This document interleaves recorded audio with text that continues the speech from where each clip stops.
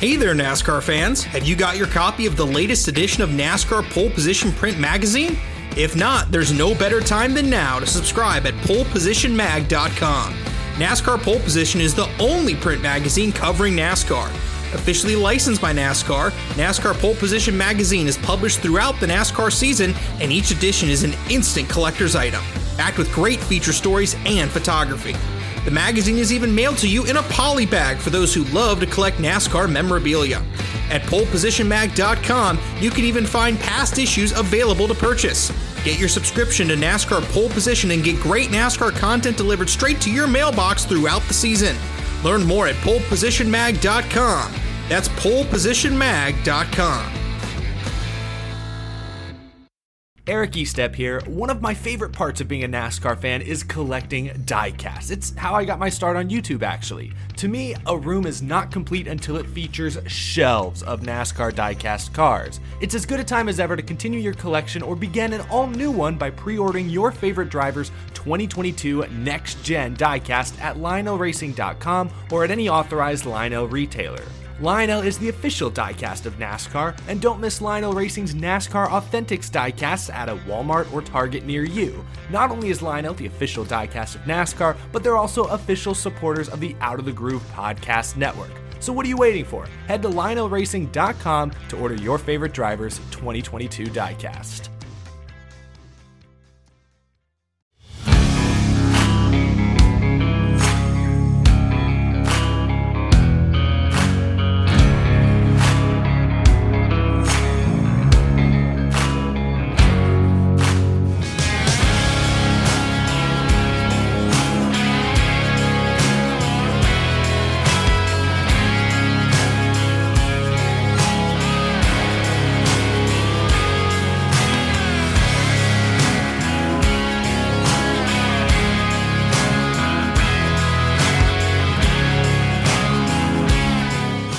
Hey, it's your host, Rick Houston, and in this episode, we're going to be talking to John Dodson. Now, John is one of my favorite people in the sport. He is a master storyteller, probably one of the best storytellers that we've talked to so far for this podcast. Now, John was a longtime crew member in the sport for several different teams, Petty Enterprises, Blue Max Racing with drivers Tim Richmond and Rusty Wallace. He was actually on the 1989 Winston Cup Championship team. Now, John is on the board of directors at the North Carolina Auto Racing Hall of Fame in Mooresville. And I love John's perspective because the story that's told at the North Carolina Auto Racing Hall of Fame is kind of the story of his own family. How's that, you say? Well, the North Carolina Auto Racing Hall of Fame starts with the moonshine trade and goes through motorsports until today. And John's granddad, he was a moonshiner. His dad was a racer, and so was John and his brothers, Barry and Brad. And several other family members were involved in the sport. So I hope you enjoy this episode. Well, John, first of all, you know, the North Carolina Auto Racing Hall of Fame, as soon as you walk into the main showroom, the moonshining legacy of motorsports is right there front and center. It's one of the first things that you see when you walk in the door. Tell us about that exhibit, if you would. Yeah, I think it's a 37 Ford Coupe, the main car for hauling moonshine with the V8 engine, the flathead V8 engine. When you walk into the Hall of Fame, we got a small steel set up there. It's a small scale steel. The trunk's open on the old black Ford. It looks like an old garage, you know, like it's in, like Yeah. you rolled up in the old garage. Not a shop to work on a car, but a shop to maybe tune the car and then load your moonshine. And the trunk's open, old wooden case of mason jars in there. From what I know right now, we don't have any white liquor in there. It's just, you know, it's just empty jars right now. And if we did, I know probably Don Miller, myself, and a couple other guys would have probably, it's gone by now anyway. Well, you know, just for the record, just to make clear, the steel is not operational. Correct? No, it is non-operational, but you can look at it and deduce how you could get white liquor out of that. It's not operational, at least not that you're going to tell anybody. Right. As far as I know, it's not. But boy, I tell you what, I sure have been. Every time I look at it, I'm like, I would like to build one of those. I would like to, see if I could do that. My grandfather was a moonshiner who I never knew, but I know stories about it. But it's an interesting fact, and it's such a fiber of what NASCAR has become now. It's such a fiber of our sport, Yeah. And what I think is really interesting, and we'll get to the moonshining part, your grandfather here in just a second, but what I think is interesting about the NASCAR, but what I think is interesting about the North Carolina Auto Racing Hall of Fame is that you start at the beginning with the moonshine, but then the showroom is full of race cars from a bunch of different eras, and it Yep. really does show the progression of what motorsports has become. That's exactly right. It's almost like a historical tour from the beach days. Actually, before the beach days, they were just doing flat, straight, recording high speeds, not the circle racing down there around, down A1A and up the beach. The real racing came from the moonshining days here in North Carolina, and the red clay soil that God has blessed this state with.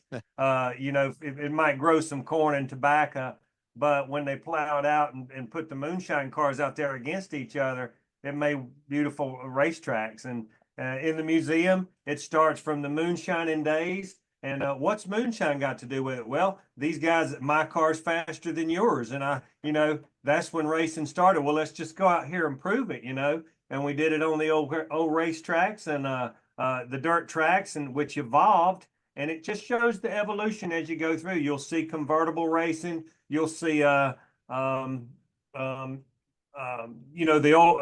37 foot. Who's the female racer that raced back then? Louise Smith. Louise Smith. You'll see her car as soon as you walk in, sitting there, and that's where we started. And then from there, the convertibles in North Wilkesboro and just other tracks where we finally started racing on some paved tracks, and just the evolution of the museum as you walk through it. And then not only NASCAR, it's North Carolina motorsports. We have motorcycles, drag cars. We got a European race car in there. Tony Stewart, some of his race cars that he raced, just every kind of car you want to see in there that's got something to do with motorsports. But I'm particularly fond of the history of NASCAR in there. Well, and the evolution. Yeah. Well, I think it's also fascinating that your own family history mirrors NASCAR history, because as you mentioned earlier, your grandfather was a moonshiner. Now, you said before we started talking, or before we started recording, that you had stories, and I reminded you, John, that John, you're the best storyteller I have ever met. Of course, you have a story about your grandfather.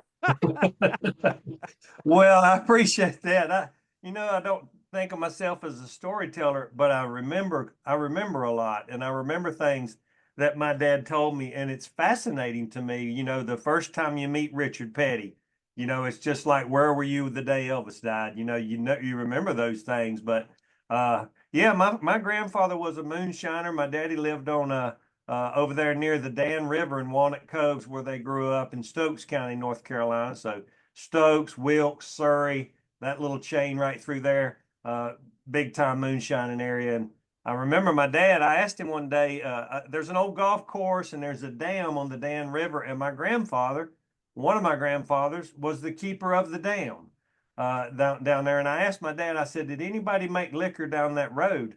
And he said, everybody down that road made liquor, and I'm like, wow. And they grew corn and tobacco, and they made liquor. And he said that one day they were sitting on the porch on a Sunday. And I think it was about 6 or 7 brothers and sisters, and grandpa and grandma, and said the sheriff drove up, and my grandfather got off the porch and went down to talk to the sheriff and one of his deputies. and they talked, and you could see them down there talking. You didn't know what they were saying. And then Grandpa, the sheriff, got in his car and left. And Grandpa came back up on the porch and got the three oldest brothers and said, "Come on, boys, let's go." And said, "Where are we going?" And they said, "We're going to go move the steel." Said, "The sheriff told me the revenuers are coming through tomorrow, and we need to move it." So, so that's the connection right there. But what people need to understand is they didn't look at it as breaking the law. Just like when we raced, we didn't look at it as cheating. Everybody we raced against was doing everything they could to get an edge. They did it to make a living and make ends meet. That's what you had to do. And some people paid the price for that, and some people got away with it. And luckily, my grandpa got away with it. So your grandfather was a moonshiner, and then your dad actually became a race car driver himself, drove for Petty Enterprises at one time. And then you and at least a couple of your brothers inherited that family business, I guess. Oh yeah, yeah. Dad drove on the beaches at Daytona with his own car. He raced in Soldier Field, Chicago, in a convertible for the Petties. He ran several races for Lee Petty in the convertible, and Lee drove the hardtop. And I'll never forget another story. Dale Earnhardt. Every time Ralph Earnhardt was driving that convertible before my daddy was, and it's in the history of NASCAR books that Ralph Earnhardt was driving it at Hickory, and the next Saturday night, my daddy started driving that Petty 88 Oldsmobile, number 88, at Bowman Gray Stadium, and he drove it for several races. So anytime Dale Earnhardt would get me in a headlock or pick at me, I would tell him, "Don't you forget this. They fired your daddy and they hired our daddy." And boy, you talk about getting under his skin. That would get under Dale Earnhardt's skin right there. And you didn't mess with Dale. You didn't mess with Dale Senior's daddy. Now that, yeah. No, it's a wonder no. he didn't pounce you. Anytime he would pick on me and get an edge, that's what I would tell Dale Earnhardt. I'd say they fired your daddy and hired our daddy, so don't give me no crap. There you we go. had some good tussles and fun together. I got a lot of good memories there. But back to us is, yeah, Daddy raced for the Petties. He quit racing before I was even born, but it was just bred in us. We had a one-car garage behind the house where he built his and maintained his old race car. He ran at Elkhart Lake, Indiana back in the day, and years ago. I think that's on NASCAR.com, and him leading the race up there in his independent car. And we all started with Richard Childress, and then all of us, Bruce, Barry, Brad, and John, and my daddy, all worked for Petty Enterprise at some time in our life. The whole family, Richard and Dale, every time we see, they kind of recognize that from all of us. Yeah, and then me and Barry and Bradley. Barry was a crew chief. We all went on with Rusty eventually, and worked for a lot of Hall of Fame drivers, and Cal Yarborough, Rusty Wallace, Tim Richmond, Richard and Kyle Petty, you name them. Like I said, Tim Richmond then won a championship with Rusty Wallace in '89, and yeah, we had a pretty good run of it. Good life, tough life. Now, how did you get involved in the Hall of Fame? Well, when I stopped racing, and I was around 40 years old when I decided it's time to, walk away from it. I didn't want to walk away and leave it. So that's when they wanted to build the NASCAR Technical Institute. So we were closing down our Eel River Racing Shop, which is now Roush Yates Manufacturing Solutions and Roush Yates Engines. We were closing that shop down. I got in touch with UTI through NASCAR, and they wanted to build a NASCAR Technical Institute. So I was the first one hired, and I went on, all right, I'm going to go away from fixing wrecked race cars and competitive racing. And we built NASCAR Tech. And then from there, I became like community relations director also. So started, engaging us in the community, because we had 1,800 18-year-old boys moving to town here, and we didn't have a good image with all these hot rods in town with this school. So we wanted to develop a community relations program and start giving back. And Don was an old friend of mine through racing. So I started just participating in things at the Hall of Fame, making contributions, getting students over there to volunteer. And then Don asked me to be on the board over time. So I'm on the board of directors there and have been on for, I don't know how many years, many years. And, we use that Hall of Fame for a lot of events. A lot of our companies here, motorsports companies, use it in Mooresville at night and or might rent it. And then it's just a great stop. If you come to Mooresville and you're looking for something to do in this town, racing related, you got the Hall of Fame sidewalk downtown. That's ours, this Walk of Fame. It's like Hollywood. You go downtown Mooresville, it's there. Stop into the Hall of Fame. As we talked about, the first thing you'll see is the moonshine car sitting there, but you can spend a day in there and with all the detailed items and small subjects that we talk about in that evolution. Lots of pictures, lots of papers, lots of personal items, a lot of Tim Richmond stuff that we have in there. I was just sent a text this morning about my Rusty Wallace Gatorade uniform. His Rookie of the Year uniform is mine. I own it, and it's on display in there. And somebody's wanting to buy it, and I said, no, it's not for sale. So it's fun to be a part of that. Don Miller, it was his dream to start it in 1994 when he was running Penske Racing, and now we're at 20 years, and it's just an amazing little stop in a gym here in Mooresville. When you're interested in any kind of motorsports. All right, good deal. Anything else you would like to add about Mooresville or the Technical Institute, or certainly the North Carolina Auto Racing Hall of Fame? Yeah, the thing about the Hall of Fame, we got the NASCAR Hall of Fame downtown, and it's a big, they got big cars in there and a track and all that, and you got to see that too. But this is just a little gym, and once you go in there, you're like, holy cow, and you just can take your time as you go through there. It's amazing, and we're constantly changing it. And you can buy, there's a gift shop in front, and I get a lot of items given to me. I run across items, and I just donate it all to the Hall of Fame, and they sell these items. You can go in there now. There's a Blue Max hat right there from our days back in Blue Max. I just happen to have it laying here. This is the kind of nostalgic items you can buy up there. And I'll say one more thing. Everybody at the Hall of Fame is a volunteer. Nobody gets paid. It's 100% run on people volunteering. And any dollar we raise goes toward helping abused and underprivileged children in our region here. And we've done that with Stocks for Tots. That's one of our main events at Christmas, raising over $1 million for abused and children here in North Carolina. So that's the key behind this little gym in Mooresville. Come to it, go downtown and see the Walk of Fame. We got great restaurants, and it's not but like $5 or $6 to get in, so you can't beat that. That's a cup of coffee. All right, man. Thank you. I appreciate that. All right. Appreciate being on.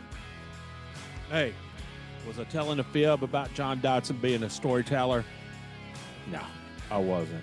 John is one of the best storytellers. As I told him, John is one of the best storytellers that we've ever had on this podcast or on my other podcast, my regular podcast on NASCAR history, the Same Vault podcast. So, John, I appreciate your time today. And listeners, let us know what you think in the comments. Like and subscribe to the show. We'll see you soon with another episode.